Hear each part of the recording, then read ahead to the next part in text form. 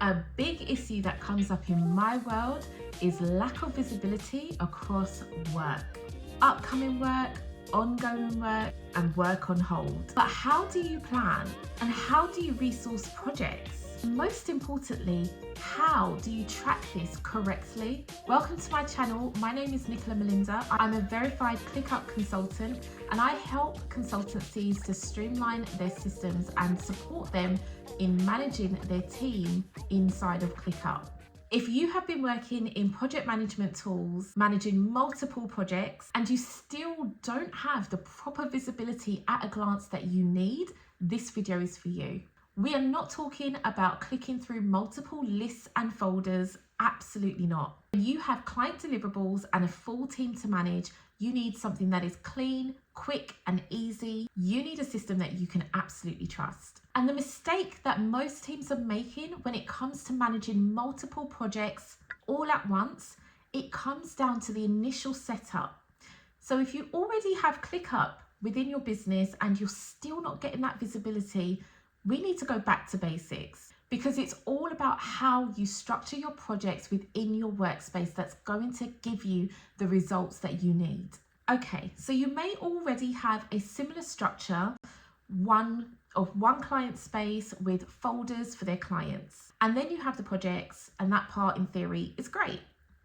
The issue that comes with these areas is that the list statuses can be different. You don't have any assignees. Things aren't prioritized. There are multiple tasks, but you're not using any subtasks, and we'll get to that. And there's also a lack of categorization. The issue that you have here is that whilst we're looking at tasks and subtasks in some places, the people who own the work, they're not assigned to it. So we're not actually utilizing just the basic fundamental features of the task the way that we really should be. That is a key issue at this point. And then we want to look at the amount of tasks that we're actually working with, right? So at scale, this structure is going to be quite overwhelming. 50 plus, 100 plus projects, it will be too much to deal with. And without that categorization, it's going to be really hard to know what task relates to what part of the project. So we need to go back to basics and simplify this structure, organize it, and then we can start to build out the visibility layers that are actually needed. So back into the structure, you can see that we've got a slight difference here. Same work, but the layout is cleaner and it's much easier to follow and it's scalable. So the work in this client folder can move forward. However, we now have due dates, we have assignees, we have project stages. We also have bigger milestones that are defined and subtasks that are against the main project. And we can expand or we can close that view exactly as needed. We also have uniformed list statuses. So you will see how that comes in useful. Now you might be thinking, well, this is great, but this is not quick visibility. I'm still in the folders, I'm still in the list, and this is not where I want to be spending my time. And I've got you. Because as with all things, you have to get the foundation right before you can take it further. So now let's have a look at this at scale across the board.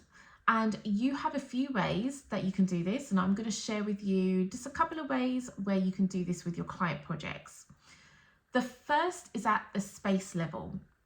So this is where we can have a view over all of the tasks that are listed within your client space. Various views can be set up in this area. And then what we can start to do is filter these views based on the statuses. This is why the list statuses come in handy, keeping them all the same, because it means that it's much easier to see everything grouped and filtered. We can group based on custom fields, and our views can be based on in progress or late deliverables, what's coming up. So now we can really start to filter out what we need to see. Now, what's really good about this area is you can start to bring in data that's contained within the overall space. The views can be locked and you can set up default views. So it means that you can encourage your team to go to this section, for example, as a default view, they will have to click into all other views to see the data laid out differently. Now, an easier view, which is a bit more of a favorite in my opinion, is the everything view.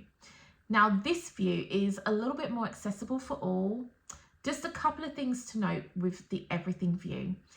When you go to view tasks at this level, adding in elements such as custom fields at this level, it will add to all spaces.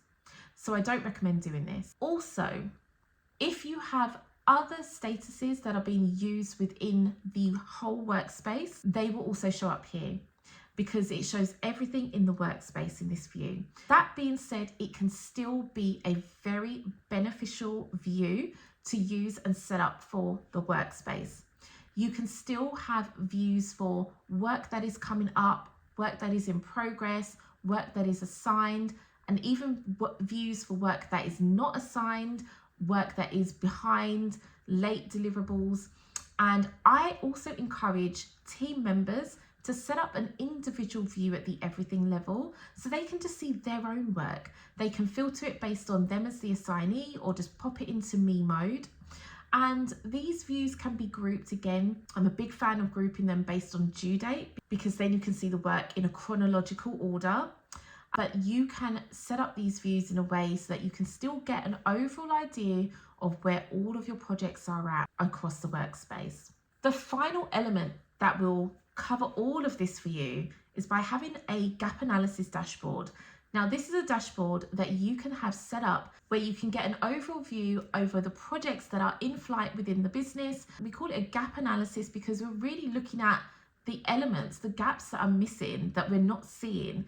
So looking at elements such as the deliverables with no due dates or deliverables that are overdue, or looking at the performance of your team overall, who is underperforming, who is on track with their work, and what the project status looks like across the board. This can be a very detailed project dashboard to really help you to get that true data, the true story of what is happening with your client projects within the business. All of these elements that I've shared with you, these three main views, the space view, the everything level, and the dashboard, they are all designed to give you real visibility over your projects. And going back to the foundation level, just making those minor adjustments within your workspace makes it so much easier for you to be able to see and manage a multitude of projects at one time without it costing you hours and hours on end trying to figure out what you need to do. Obviously, there is some housekeeping, as with all things. Projects need to be updated. So there has to be some sort of a routine to ensure that statuses are up to date, due dates are on track, time estimates, if you are doing time tracking in ClickUp, all of that detail and data is correct. But hopefully you have a project manager or you have a person on your team who is doing that work and keeping everything up to date and on track. And as long as the data is in there and it's correct and you have that foundation and that structure in place, you will find it so much easier to get the visibility across all of your projects exactly as you need inside of ClickUp. Now, if you're thinking, if this has given you an idea of actually we need to rework our workspace to incorporate that we can get those results and that visibility, this is an area that can sometimes take a little bit of time because you will no doubt, if you're already in the platform, you're going to have projects already in flight that you are working through. Your team is working hard already. And also you may find that everyone is used to working how they currently are working. So now there's a layer of accountability that is going to be put in place to ensure that the data and project statuses are being fed through correctly. So I'm not going to lie, it may take a little bit of work on your team side, and that is all down to changes in the business, but we are seeing that this is for the greater good in the future. Now, if this is something that you do need some support with, this is something that I do in my business as a verified ClickUp consultant, feel free to click the link in my description box below where you can book a call with me and we can discuss what those issues are and help you come to a good solution for the business. If you've enjoyed today's video, please do hit like and subscribe. Thank you so much for watching, and I will see you on the next video.